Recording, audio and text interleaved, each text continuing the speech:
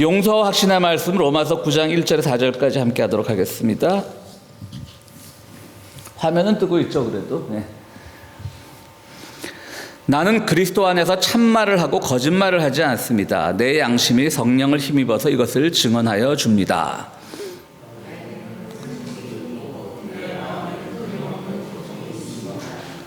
나는 육신으로 내 동족인 내 결례를 위하는 일이면 내가 저주를 받아서 그리스도에게서 끊어질지라도 달게 받겠습니다.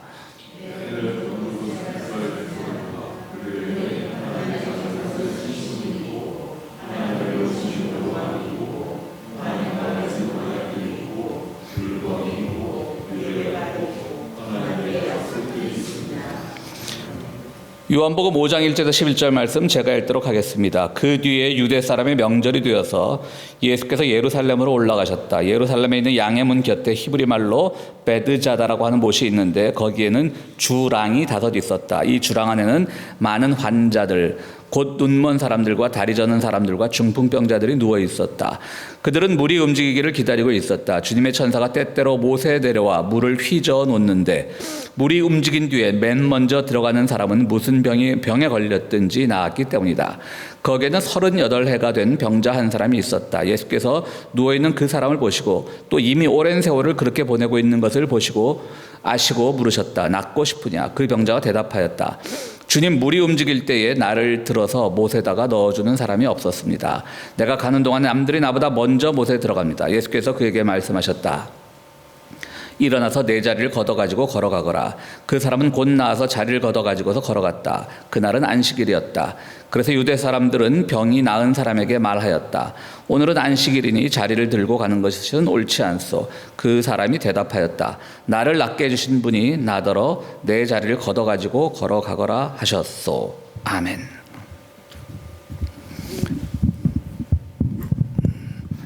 제가 일종의 직업병인데요. 원고가 있으면 그 자리에 서서도 잘 하는데 이 원고 없이 하려면 좀 돌아다녀야 됩니다.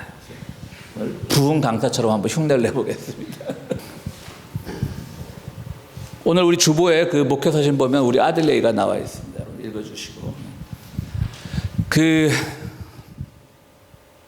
사도 바울은 유대교 입장에서 보면, 이스라엘 입장에서 보면 사람들이 굉장히 배신자고 배교자죠. 이스라엘 민족도 배신한 것 같고 유대교란 종교의 전통에 굉장히 깊숙이 개입되어 있던 사람인데 갑자기 다마스커스로 가는 선상에서 예수 그리스도의 음성을 듣고 어느 날 갑자기 그리스도의 복음 전도자가 되어서 과거의 것을 다 비난하고 다니는 것처럼 보이니까 유대인들에게 사도 바울은 배신자나 다름없습니다. 19세기 말부터 20세기 초까지 활동하던 유명한 유대교 사상가 중에 요새 타우베우스라고 하는 사람이 있는데요. 이 사람은 유대교 학자임에도 불구하고 사도 바울에 대한 굉장히 우호적인 감정을 갖고 있어서 사도 바울 연구를 많이 했습니다. 그러니까 다른 유대인들 학자들은 사도 바울 알기를 뭐처럼 아는데 이 사람은 20세기 초에도 그 사도 바울 연구를 했습니다. 근데 로마서를 읽다가 또 그 사람의 스승인 숄렘이라고 하는 유대교 신비주의 아주 유명한 큰 학자가 있습니다. 숄렘에게 가서 물었습니다. 선배님, 사도 바울 아시죠? 바울 아시죠? 그러니까 알지. 그 이상한 친구 아니야? 그렇게 했죠. 유대교인이니까. 근데 그 친구가 누가 좀 카톡 좀 꺼주시겠어요? 계속 3번째 올리고 있네. 카톡 묵음으로 좀 해주시면 고맙겠습니다. 예. 그러니까 이제 알지. 근데 그 친구가 쓴 로마서라고 하는 그게 있는데 로마서 한번 읽어보시고 저한테 총평을 해주시겠어요? 그랬어요. 며칠 뒤에 만나서 선생님 사도 바울의 로마서 읽어보셨어요? 라고 하니까 그거 이디시어로 쓴 토라도만 딱 그러는 거예요. 무슨 암호명 같죠. 이디시어로 쓴 토라가 무슨 말이냐. 그러니까 이디시어라고 하는 거는 히브리어라고 하는 게 워낙 어려우니까 사람들이 이제 특히 동부 유럽, 그러니까 폴란드나 독일 이런 데 살던 사람들이 고대 히브리어랑 그 현지 말, 폴란드면 폴란더, 독일이면 독일어 이런 걸 가지고 이제 속된 말로 짬뽕을 시킨 말입니다. 그러나 현대 히브리언들, 동구권 출신의 그 현대 유대인들은 다 이디시어를 구사합니다. 그러니까 정통 히브리어를 아는 사람들은 이디시어를 또 모르겠죠. 그 토라라는 건 우리가 잘 알다시피 모세오경, 창세기, 출애굽기, 레위기, 민수기, 신명기. 그러니까 이제 숄렘이라고 하는 사람이 이디시어로 쓴 토라도만 딱 그 말을 한 것은, 물론 당연히 사도 바울이 활동할 때는 이디시어란 말이 없었죠. 그건 계속 유대인들이 유랑하면서 만들어낸 말이니까요. 사도 바울은 당연히 로마서를 고대 그리스어로 썼죠. 그리고 또 모세오경은 히브리어로 쓰인 거고요. 그럼 숄렘이 왜 이런 말을 했냐면, 모세오경이 쓰이던 것은 기원전 1000년경이고 사도 바울은 기원 뭐 한 30년 40년경에 활동하던 사람이니까 1000년 시차가 있지만, 그냥 로마서라는 책이 모세오경, 창세기, 출애굽기, 레위기, 민수기, 신명기에서 한 말을 요약해서 그 당시 어법에 맞게 쓴 거구만. 그 말을 이제 빗대어서 그 이디시어로 쓴 뭐 토라도만 이렇게 말한 거예요. 그러니까 바꿔 말하면, 우리가 아는, 우리 기독교인들이 알기에는 사도 바울의 사상이 완전히 과거의 뭐 히브리 전통은 다 배설물로 벗어버리고, 우리는 그냥 유대 율법은 다 사도 바울이 무시하고 오직 믿음으로 구원받고, 이런 걸 강조한 사람으로 우리는 알고 있었잖아요. 근데 또 유대교 대학자가 한번 로마서를 뜩 읽어보더니 이거 뭐 그냥 모세오경 사상 요약해 놓은 거네, 그런 거예요. 그 말은 바꿔 말하면 모세오경이 주장하는 그런 핵심적인 메시지나 로마서가 주장하는 메시지나, 뭐 로마서에는 예수 그리스도란 말이 나오고 모세오경은 그 말이 안 나오겠지만, 그 전달하고자 하는 메시지는 크게 다름이 없다라고 하는 그런 뜻을 내비쳤던 것입니다. 그래서 타우베스가 역시 나랑 생각하는 게 비슷하구나. 타우베스는 이제 사도 바울에 대해서 긍정적인 입장을 가지고 있었으니까요. 긍정적인 입장이라고 하는 것은 보통의 유대인들이 보듯이 사도 바울이 유대교 전통을 다 배신하고 새로운 기독교 전통에 빠져든 사람이 아니라, 결국 유대교 전통을 일정 부분 굉장히 물려받은 사람이다라고 하는 것을 주장했던 사람이 바로 타우베스라고 하는 사람인데요. 그런 점에서 미루어 볼 때 우리는 한 가지 헷갈리는 게 있을 수밖에 없습니다. 그런 사도 바울의 사상은 뭘까? 정말 내가 옛날에 가지고 있던 모든 것을 배설물, 정말 쓰레기, 정말 뭐 그런 걸로 여겼던 사람이라고 우리는 성경에서 배워왔는데, 특히 갈라디아서는 오직 믿음으로 구원받는다고 얘기해왔는데, 히브리 전통은, 유대교 전통은 전혀 신약 성서에 개입하지 않았는데, 이런 대학자들이 보기에는 그게 그건데 라고 말을 할 때 우리는 굉장히 헷갈리게 되는 거죠. 뭐 누구 말이 진짜지? 라고 생각을 해보게 되는 겁니다. 그렇다면 사도 바울은 어떤 사람이었을까요? 정말 히브리 전통을 완전 극복한 사람이었을까요? 아니면 히브리 전통을 일정 부분 이어받은 사람일까요? 오늘 우리 교동문 한번 보겠습니다. 나는 그리스도 안에서 참말을 하고 거짓말을 하지 않습니다. 내 양심이 성령을 힘입어서 이것을 증언하여 줍니다. 나에게는 큰 슬픔이 있고 내 마음에는 끊임없는 고통이 있습니다. 나는 육신으로 내 동족인 내 결례를 위하는 일이면 내가 저주를 받아서 그리스도께서 끊어질지라도 달게 받겠습니다. 내 동족은 이스라엘 백성입니다. 하나님의 자녀로서의 신분이 있고 하나님을 모시는 영광이 있고 하나님과 맺은 언약들이 있고 율법이 있고 예배가 있고 하나님의 약속들이 있습니다. 이게 어디 유대교 전통을 버린 사람이에요? 배설물로 버린 사람이에요? 아니잖아요. 이 말을 요약하면 사도 바울은 나 구원 못 받아도 좋아. 로마서나 이런 데서 얼마나 구원. 성경에 보면 구원이 막 수백 번 나오잖아요. 그중에 거의 로마서, 뭐 사도 바울의 편지들에 다 집중돼 있어요. 로마서, 갈라디아서. 이게 구원을 강조하는 사람, 구원 없으면 정말 아무것도 아닌 사람이 나 구원 못 받아도 좋으니까 내 백성이 먼저 이 구원에 참여할 수 있으면 참 좋겠습니다 라고 말을 하는 겁니다. 그러니까 완전히 우리가 알고 있다. 사도 바울하면 유대교를 극복하고 완전히 유대교를 척지고 다 옛날 것은 다 버리고 새로운 거듭난 사람이라고 알고 있는, 그게 완전히 어긋나는 거죠. 결론적으로 말하자면 요즘 바울 신학과 바울을 연구하는 바울 신학에서는요, 바로 지금 말씀드린 이러한 견해가, 제가 뭐 통계를 내보지 않았지만 이런 사람들은 이제 바울을 세 관점에서 본다라고 해서 세 관점 학파라고 그래요. 옛날 우리가 알아왔던 바울, 믿음으로 구원받고 유대 전통은 다 끊어내고 그냥 그리스도만 믿고 오직 예수 나가는 사람인 줄 알았던 것을 구관점 학파라고 한다면, 옛 관점이죠. 옛 관점. 그러니까 이제 영어로 하면 뭐 뉴 퍼스펙티브라고 하는데, 우리 제가 알기로 우리 뭐 훌러 출신을 좀 있는데 훌러에서도 뉴 퍼스펙티브를 받아들이는 걸로 알고 있어요. 어쨌든 세 관점 학파가 제가 통계는 안 내봤지만 적어도 다수인 건 틀림없습니다. 이제 현대 바울 신학자들은 거의 세 관점 학파가 한 77대 3 정도 되는 것 같습니다. 이 말은 바꿔 말하면 우리가 알아왔던 바울은 오직 믿음으로 오직 예수로 이런 것이, 그래서 유대교를 다 끊어낸 사람이 아니라 유대교에서 배워온 것을 예수를 통해서 재현한 사람, 재해석한 사람이라는 입장이 강합니다. 사실 뭐 바울이 특히 갈라디아서 같은 데서 오직 믿음으로 오직 예수로 구원받는다는 말을 한 것은 사실이죠. 그리고 그것을 바로 위대한 종교개혁자였던 마틴 루터가 자기의 종교개혁의 3대 명제로 삼았지 않습니까? 여러분 아시죠? 오직 믿음으로, 오직 말씀으로, 오직 은혜로. 마틴 루터가 이걸 강조했어요. 오늘은 뭐 종교개혁주일이 아니까 거기에 대해서 자세히 설명을 하지 않겠습니다만은 이것이 오늘날 우리 개신교에서 받아들이는 그냥 오직 말씀으로 배타적으로 이렇게 하는 것과는 좀 다른 이야기입니다, 사실. 그런데 세월이 갈수록 개신교가 점점 보수화되면서 오직 예수, 오직 말씀만 됐다고 하는 것이죠. 그런 점에서 오늘 저는 구원이라는 게 과연 무엇일까? 구원 중요하죠. 나중에 죽어서 정말 영생의 공간에 이르는 것도 구원이지만 살아서 우리가 새로운 삶을 경험하는 것, 새로운 인생관, 새로운 가치관으로 살아가는 것도 구원인데 그 구원이 오직 예수를 통해서만 이루어진다고 한다면 그리고 전통적인 신학, 개신교 신학에서는 그렇게 해왔는데 그렇다면 사실은 그것이 가져다주는 또 파급, 아주 나쁜 의미의 파급 효과도 많습니다. 뭘까요? 첫 번째는 배타적인 거죠, 배타적. 야, 오직 예수 아니면 그냥 아무도 것도 없어. 그러니까 막 길거리에서 예수 천당 불신지옥 그러고 다니잖아요. 사람 막 지하철역 같은 데 그러고 다니면 참 그게 지옥이죠. 그 소음을 들어야 되는 것이. 불신지옥이 아니라 네가 조용하면 네가 떠들어도 지옥이겠다 이런 심정이 들잖아요. 너 배타적이 되는 거예요. 예수를 안 믿는 사람들은 모두 다 구원 못 받는다? 가장 뭐 구원이 꼭 그 개념은 아니겠지만은 그냥 지옥 간다고 우리 정리해 봅시다, 쉽게. 예수 안 믿는 사람 다 지옥 간다?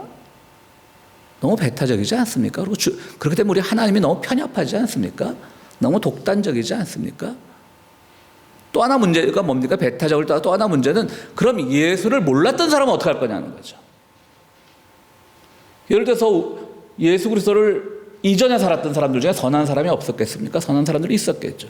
그 예수 그리스도 이후에 살아도 뭐 기독교를 접해보지 않은 사람, 또 기독교를 접했다 할지라도 또 기독교를 받아들이지 않은 사람 중에 뭐 솔직히 말해서 종교를 갖고 있지 않아도 우리보다 선하게 사는 사람들이 주변에 얼마나 많습니까?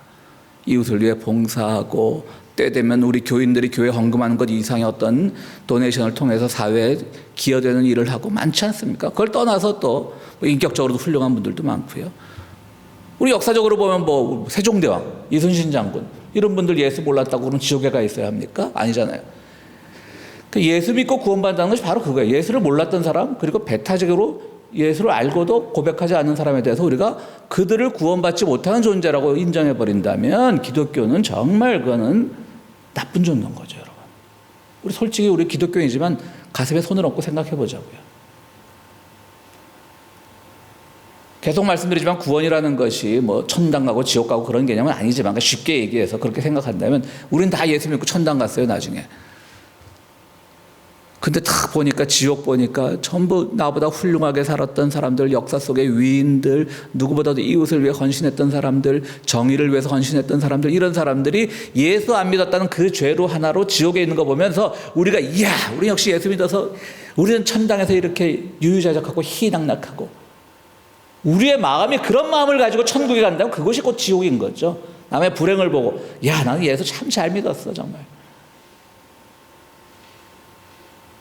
내가 어디 저 보수 저기 근본주의 교회 가서 정말 헌금 많이 낸 게 정말 나한테 큰 이득이 됐어. 이러고 자기들의 삶을 돌아본다면 그것은 정상이 아닌 거죠, 여러분. 동의하시죠? 누가 동의 안 하시면 뭐 집어 던지시고 그러네. 보니까 제일 동의하실 분 같은 분이 집어 던지고 그러시면 여기서 그러시면 안 됩니다. 동의하시죠? 네. 우리 적어도 평화의 교회 교인들은 우리가 예수 믿어서 즐겁고 예수 믿어서 기쁘고 예수 믿어서 기쁜 구원의 소망이 있고 다 좋은 거죠. 근데 그거로 인해서 누군가가 억울하게 희생당하고 억울하게 구원에서 벗어난다면 그것은 우리가 믿는 바가 아니라고 하는 것이죠. 아까 말씀드렸던 그 세관점 학파라고 이제 사도 바울을 완전히 유대교 전통에서 끊어내는 것에 반대하는 사람들 중에 제가 최근에 책을 하나 읽었는데요. 그분이 쓴 책이 또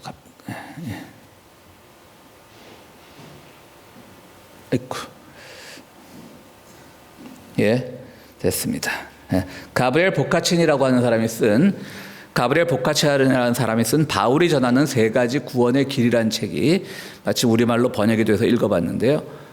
책 제목부터가 벌써 이단스럽죠. 바울이 전하는 세 가지 구원의 길이라고 하는 그 책 제목. 우리가 알기로 뭡니까? 오직 한 가지 길만 있어야죠. 구원에는 예수 믿고 영생 얻는 것, 예수 믿고 죄 사함 받는 것, 그것만 있어야 되는데 신학자라는 사람이 바울이 전하는 세 가지 구원의 길이라는 책을 썼어요. 이게 말하는 그 세관점 학파의 입장입니다. 그럼 뭘까요? 첫 번째는 유대인들은 토라의 열심, 그러니까 모세오경, 그들의 율법에 열심으로 충성함으로써 구원을 얻게 된다는 것이죠. 두 번째로 이방인들, 그러니까 유대인들을 제외한 사람들은 다 이방인인 겁니다. 유대인들 입장에서 봤을 때 이방인들은 자기들의 양심과 지성과 이성과 자연법에 의해서 구원을 받게 된다는 것이고, 세 번째, 그냥 우리 그리스도인들은 오직 죄를 많이 지었지만 그 안에서 예수 그리스도의 은혜로 말미암아 구원받는다는 거예요. 그러니까 우리가 흔히 알아왔던 구원은 그 세 가지 중에 한 가지에만 해당되는 것이에요. 다시 한번 정리를 하면요, 여러분. 이스라엘 사람들 문제 많죠, 사실. 근데 어떡합니까? 우리가 믿는 기독교라고 하는 것이 이스라엘이라고 하는 선택받은 민족으로부터 시작된 것, 뿌리를 두고 있는 건데요. 보기 싫죠, 솔직히 현대 이스라엘들. 그 팔레스타인에서 막 가자지구 폭격해갖고 아파트가 무너지고 거기서 어린아이들이 막 죽어나가고, 그 팔레스타인들 그 땅에 본래 살던 사람임에도 불구하고 울고 불고 아이를 잃고, 또 그 지역은 거대한 감옥이 되어서 장벽을 쌓아서 이스라엘 땅으로 건너오지 못하게 하고. 여러분, 지금 그 이스라엘 가보면 팔레스타인 지구하고 높은 장벽이 쌓여있지 않습니까? 그 공사를 누가 한지 아세요? 참 또 서글픈 아이러니죠. 물론 당연히 이스라엘이 했지만 거기에 동원된 노동자들은 다 팔레스타인 노동자들입니다. 가난해서 먹고 살아야 하니까 결국 자기가 고용된 고용주는 이스라엘이니까 그 이스라엘을 위해서 자기들 민족을 고립시키는 그런 공사에 나서고 있는 겁니다. 그거마저 안 하면 굶어 죽으니까요. 그것뿐입니까? 각국의 세계적인 어떤 금력, 언론 권력, 무슨 심지어 영화 권력 다 휘어잡는 유대인들 보기 싫지만요. 제가 유대인들 편들자고 하는 말이 아니라, 그러나 또 뒤집어 생각하면 그들도 역사 속으로 누적된 굉장히 한이 많은 거죠. 스페인에서 쫓겨났죠. 러시아에서 쫓겨났죠. 볼셰비키 혁명은 뭡니까? 만민이 평등하게 산다고 막 레닌 혁명 일으켜서 야, 우리 평등하게 사나 보다 했더니 레닌이 제일 먼저 한 일이 스탈린 때 사할란이로 쫓겨난 게 아니에요. 레닌 때부터 시작됐어요. 유대인들 축출은. 그리고 나중에 아주 그냥 히틀러 때는 수백만이 학살을 당했어요. 그러니까 다시 말씀드리지만 그들이 오늘 하는 짓을 보면 정말 마음에 안 들지만 그들도 나름대로 야, 우리가 이러지면 누구도 우리를 도와주지 않아. 우리는 우리끼리 살아야 돼. 우리의 적이 될 만한 사람들 다 처치해야 돼. 막 이런 그냥 여러 가지가 누적된 거죠. 그렇지만 어떡합니까? 성경에는 이스라엘 사람들이 선택받은 민족이라고 딱 정리를 해버렸어요. 그러니까 그들은 그들 나름대로의 율법을 쌓아서 구원받는 길이 있다고 보카치니는 말하고 있는 거예요. 두 번째로는 이제 아까 말씀드렸던 세종대왕이나 이런 사람들이죠. 보카치니가 그런 사람들을 알 수는 없으니까 그럴 예를 든 건 아니지만, 세상 살다 보면 정말 지성적으로 양심적으로 법을 잘 지키고 이웃을 잘 돕고 사는 사람들이 있습니다. 예수를 모르는 사람 중에. 그들이 지키는 그 양심과 지성의 법과 자연법으로 인해서 구원받는다라고 하는 것이죠. 우리가 플라톤, 아리스토텔레스 이런 사람들 고대 그리스 철학자잖아요. 근데 사실 오늘 우리가 믿는 기독교 중에요, 플라톤과 아리스토텔레스 철학이 다 들어와 있습니다. 우리는 아닌 줄 알고 있지만. 근데 그들이 예수 몰랐다고 구원 못 받은 말이 안 되잖아요. 플라톤의 철학은 어떻게 세월이 흘러서 한참 뒤에 아까 말했던 루터를 통해서 나타났고요. 아리스토텔레스 철학은 플라톤의 제자지만 오히려 11세기 중에 아퀴나스라고 하는 가톨릭의 위대한 철학자이자 신학자를 통해서 아리스토텔레스 철학이 꽃을 피웠고요. 오늘날의 가톨릭 철학은 그런 점에서 아리스토텔레스 철학의 신학적 변형이라고 보는 것이 맞습니다. 그러니까 개신교 신학은 플라톤 철학이 지배하고 있고, 가톨릭 신학은 아리스토텔레스 철학이 지배하고 있는 겁니다. 그런데 그런 양심적인 사람들이 예수 몰랐다고 구원 못 받는다? 그렇지 않다는 거죠. 그들에게는 거기에 따른 구원이 있고, 그럼 우리는 뭐냐? 이것도 저것도 아닌 가장 평범하고 가장 하찮은 사람이란 뜻이에요. 제가 왜 여러분들 이렇게 주일 아침에 교회 왔는데 우리가 이렇게 하찮은 소리 들으려고 왔냐고 오해할 수 있는 말씀을 드리냐면요. 그래서 그것이 구원이 우리에게 선물이고 그래서 사랑이라는 말인 거예요. 우리가 유대인입니까? 히브리인입니까? 아니잖아요. 우리가 뭐 아리스토텔레스나 뭐 플라톤처럼 위대한 지성인입니까? 아니면 뭐 간디도 좀 요즘 문제가 많이 발견돼서 간디를 예로 들기 좀 그렇습니다. 어쨌든 간디 같은 그런 위대한 사상가요, 실천가입니까? 아니잖아요. 그러니까 그런 사람들, 정말 이것도 저것도 아닌 사람들을 모아서 주님께서 우리의 죄를 용서하시고 구원하는 게 바로 우리가 믿음으로 구원받았다라고 하는 정서예요. 근데 우리 기독교인들은 어떻게 살아갑니까? 야, 나 믿음으로 구원받아서 무슨 특권처럼. 특권이 아니에요. 하나님께서 우리 불쌍해서 배려해 주신 거예요. 사랑해 주신 거예요. 그래야 되는데 우리는 다 특권처럼 너네 구원 못 받았지, 구원 못 받았지. 예수 믿고 구원 받아야지. 어디 가서 큰 소리 치고 말이죠. 창피한 줄 모르고. 우리는 여기저기도 못 견 불쌍한 사람입니다. 그러나 예수께서 우리를 와서 구원해 주셨다고 하는 겁니다. 그러니까 특권이 아닌 거예요, 여러분.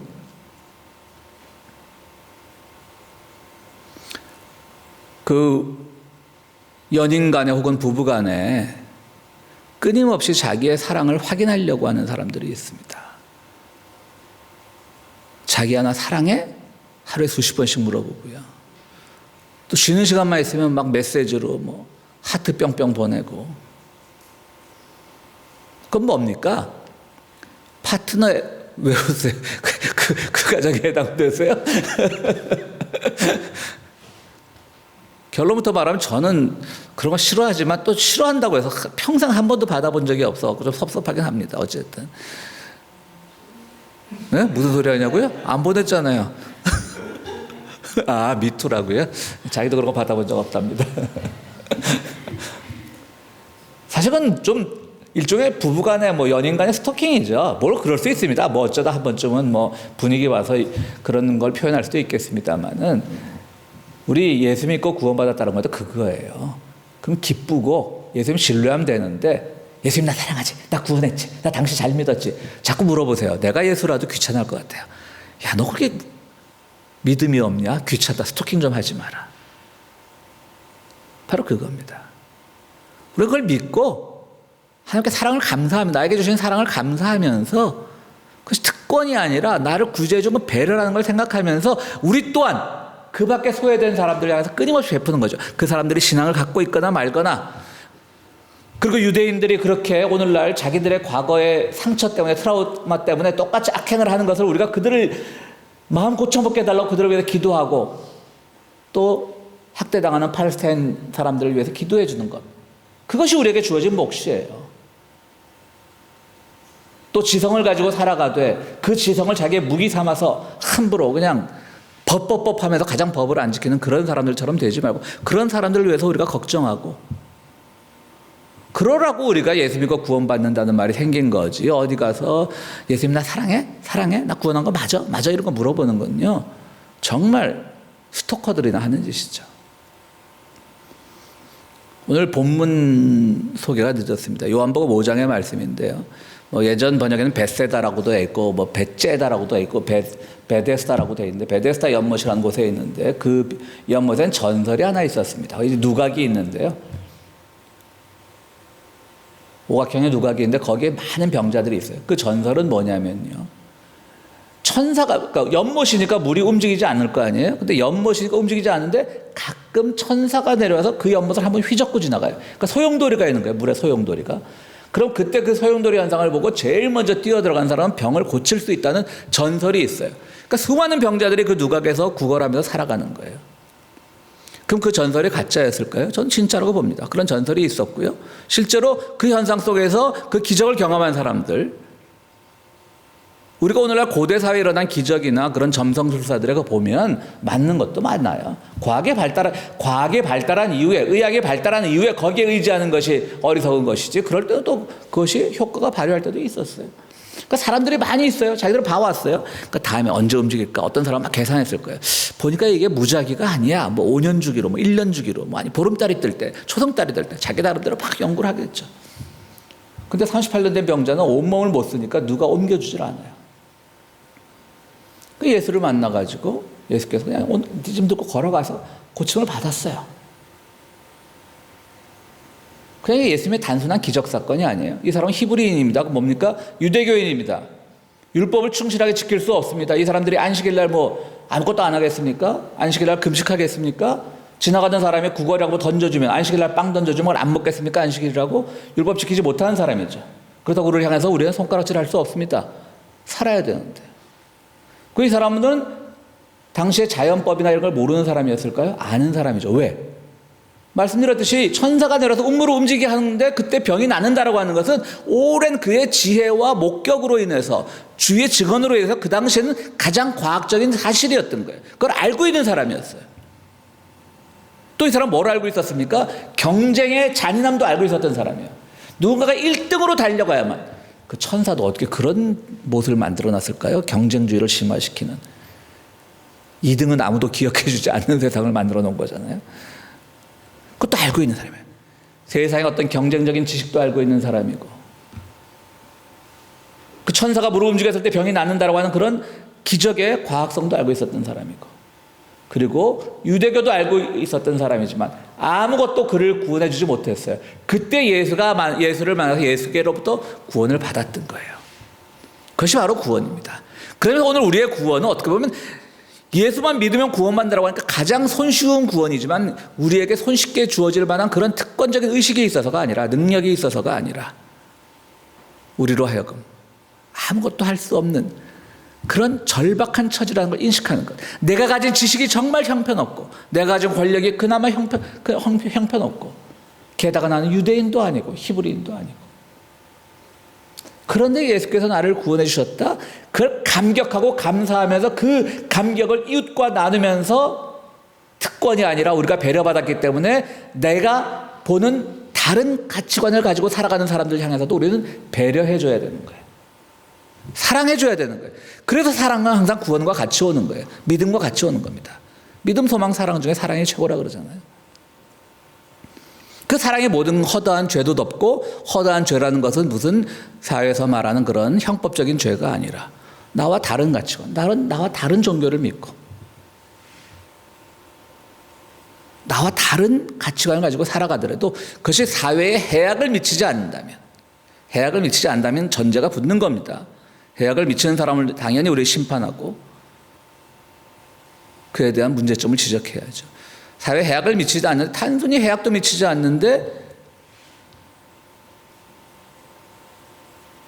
그들을 죄악시하고 범죄시하는 것은 문제가 있다는 얘기죠. 자주 말씀드리지만 우리가 가지고 있는 그런 성적 정체성에 관한 문제도 마찬가지입니다. 여러분, 왜 정통 기독교에서 그렇게 성적 정체성을 가진 사람들을, 우리와 다른 정체성을 가진 사람들을 증오하고 그런지 아십니까? 자기들이 지키기 제일 쉬운 거거든. 동성애가 아닌 사람에게 이성애는 특권이 아니라 이렇게 주어진 건데, 자기가 다른 죄는 다 피해갈 수가 없어. 돈 욕심, 무슨 다른 욕심, 명예 다 지키기가 어려운데, 성적 정체성은 나랑 다르니까 욕하기가 제일 쉬운 거예요. 아주 나쁜 사람들이에요. 그러니까 그거를 더 큰 죄를 지적을 해야지, 더 잘못된 죄를 지적을 해야지. 그냥 내가 사랑하는 방법은 특권도 아니고 그냥 나에게 주어진 자연적인 현상인데, 그것이 대단한 거라고 그렇지 못한 사람들 향해서 손가락질하고 폄하하고 사탄이라 그러고, 한국에서 그 운동하던 정말 장래가 촉망되던 여성 목사님이요, 그것 때문에 하도 비난을 받아서 우울증에 걸려서 지난달인가요? 스스로 목숨을 끊는 그런 비극적인 현상을 보고도 나 예수 믿고 구원받았어, 난 저 사람들과 달라 라고 한다면 그것은 폭력입니다. 종교가 아니라, 사랑이 아니라 증오고요, 믿음이 아니라 착각이고요, 소망이 아니라 저주로 가는 겁니다.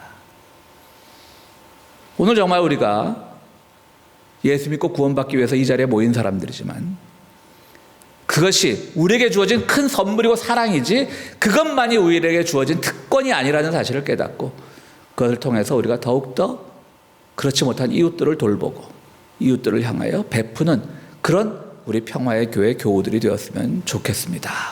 우리의 말씀을 생각하시면서 함께 기도하시겠습니다.